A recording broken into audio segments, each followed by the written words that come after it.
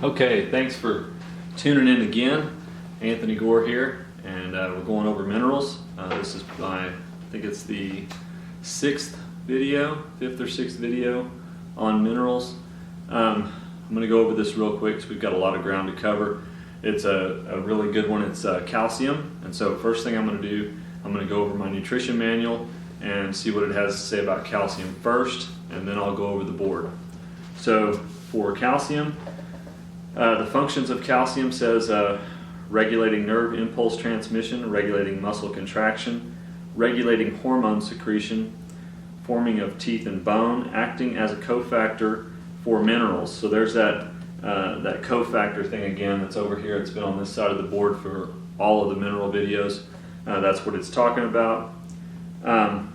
Deficiency symptoms is low bone mineral density, rickets, osteomalacia, and osteoporosis. Okay, those are deficiency symptoms of calcium. So we're going to move really quick. First thing I'm going to say is nothing I say is intended to treat, prevent, or cure any disease, even though most nutrition manuals and things lead you to believe otherwise. But I have to put that disclaimer out there first thing. Okay, this side of the board, some 79 minerals have been detected in animal and human tissue. That is blood, liver, muscle, and brain, etc. Thousands of animal studies on pregnant, suckling, weanling, and mature laboratory mice, rats, rabbits, dogs, cats, pigs, sheep, cattle, chickens, turkeys, ducks, etc. have documented additional support for the essentiality of at least 60 out of the 79 minerals. That is, they act as mineral cofactors for DNA, RNA, or enzyme systems, or vitamin utilization. So I read that every time in there, and I'm going to throw my theory out there again. I believe that we were all created, formed, as the scripture says, from the dust of the earth, and that is found in Genesis 2:7. Okay, that's what I believe. So at some point in time, all the minerals that are in the earth were in us. And they're also in the ground. Everything that we have comes from the ground. Everything that we eat comes from the ground. Even if you're a meat eater, what do they eat? And even if they're a meat eater, what they're eating eats something that comes from the ground. That's just a fact, and it's common sense. So on this side of the board, we're going to go over calcium. This is independent research that I found on the internet. I haven't revealed my source yet, but I'll reveal that at the end of this series. I'm going to touch on quite a few minerals. So calcium, it says, relaxes the muscles and the digestive system. It builds bones, neutralizes acidity, exports toxins out of the cell and bloodstream. Calcium works synergistically with magnesium. It should be taken in a ratio of 2 parts magnesium, 1 part calcium. Signs of calcium deficiency. So you're going to start seeing a few of these that you've seen in some of the other videos. Acne, arthritis, acidosis, attention deficit disorder, asthma, Bell's palsy, cancer, carpal tunnel syndrome, cataracts, cavities. Wait a second. Didn't we think that cavities came from not brushing and flossing? It looks like that's false. Cavities actually come from a calcium deficiency because teeth are actually bone. And there's an interesting story behind that. I went to my dentist. I've been having some work done on my teeth for the past year, and so I asked him. I said, "Well, you can fix your teeth naturally." And he kind of said, "Well, how so?" And I said, "Well, with high doses of calcium." And he paused for a second and said, "You're absolutely right. If there's still blood flow to the tooth, you can heal it or prevent further damage with calcium." I was kind of setting him up for my next question, which was how many of the teeth that you worked on still had blood flow to it, but he bailed out of the room real quick before I had a chance to ask him that question. So cavities, calcium deficiency, chronic fatigue syndrome, common cold, cramps. If you got muscle cramps, that's a first sign of calcium deficiency, enlarged heart, fibromyalgia, gallstones, and high cholesterol. So we had arthritis, I believe, on the video on gold. So gold also has arthritis as a symptom. So if you fix one deficiency, and you're still having the problem, you're probably deficient in another mineral. That's what that says to me. This is my theory, and I believe it makes sense. Anybody who looks at this and starts connecting the dots on these minerals will probably come to the same conclusion.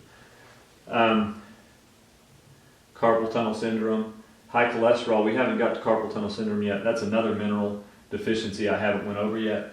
And high cholesterol, several minerals, if you're deficient in them, the marker of it will be high cholesterol. So if you go into your doctor and they say, well, we want to put you on cholesterol lowering medication, I would say, well, let's do a blood panel and see what my levels are on these minerals.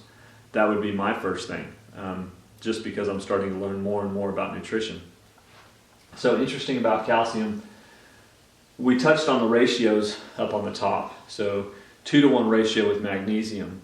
If you go online and you can Google the ratio for calcium to phosphorus ratio needs to be 2-to-1.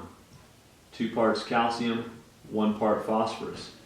If that ratio is off at all, the phosphorus still needs something to break it down to where it can be utilized in the body. Otherwise your body can't process it and you get toxicity. So instead of getting toxicity, what will happen is your body will pull the calcium out of your bones. So that right there shows osteoporosis, cavities, things like that. If you look at soft drinks, if you drink diet soft drinks, whatever kind of soft drinks, if it's a dark soda, it'll have phosphoric acid. That's a byproduct of phosphorus. Also, if you look at the fertilizer that they're using in agriculture nowadays, it has 3 minerals in it. NPK, which is nitrogen, phosphorus, and potassium. So I'm going to write that right here because I want you to look at it, look it up. NPK. That's all that's required for the crops to grow. So they can have a big crop and they can sell it to the grocery store and you can go get it. Whether it's organic or not, I'm pretty sure it's the same fertilizer unless you're growing it in your backyard. And even then I'd have the soil tested to see what kind of minerals are in it. Because most of the time it's going to be deficient in something. Because if you look over here on this side, we need 60. And if we're not getting 60 minerals, then something's going on and we're going to have a breakdown. And you never know when that breakdown is going to be. It might be at 20 years old. It could be at 50 years old. Maybe it's 70. Maybe it's 80. Who knows? But our life expectancy is not what it should be. If you look at what a geneticist says, they say that our life expectancy should be 100 years, 120 years, and right around that area, you know. And so if that's the case, why are we only living to 70, 80 years old? So nitrogen, phosphorus, and potassium, that's our fertilizer, which means our crops are loaded with phosphorus, and the ratio is off. So as soon as you pull the apple off the tree, as soon as you pick the avocado, as soon as you get that head of lettuce, it already has more phosphorus than calcium. So what's going to happen? Well, I'll tell you what's going to happen. You're going to be deficient. And that's not to mention if you were born deficient, because nowadays you've got kids who have osteoporosis and they're in their teens or early 20s, and normally that wouldn't happen unless they were in their 30s, 40s, 50s, and 60s. So we're seeing these things, and I just want people to connect the dots. Please like, share, and subscribe to my page. Get it out there. Even if you don't agree with what I'm saying, take a look at it. Start researching it for yourself. I think you'll come to the same conclusion that I have. I don't have anything against the medical industry, but I don't think they're trained in nutrition. They are trained in medicine. They're trained in fixing broken bones. They're trained in open heart surgery when it's needed. They're trained in prescribing things to you. And so that's what their forte is. I'm looking at nutrition. Nutrition is what prevents things from happening. And I don't want to be sick. I don't like seeing people that are sick, especially if you go to the doctor and they're just going to prescribe you an antibiotic. Antibiotics are okay, but they're only good for a few things, and they're not good for everything. So do your research. I hope you liked the video here on calcium. Calcium is one of my favorite minerals because I take high doses of calcium every day. You need to be taking calcium, and if you don't have a good supplement, reach out to me on Facebook or something. My Hardcore LLC page, send me a message. You're not going to get your calcium out of milk, and if you're taking an over-the-counter calcium supplement from the store, it probably isn't doing you very well because you're not absorbing as much as you should. So, hope you liked the video. You guys have a good night. Thanks.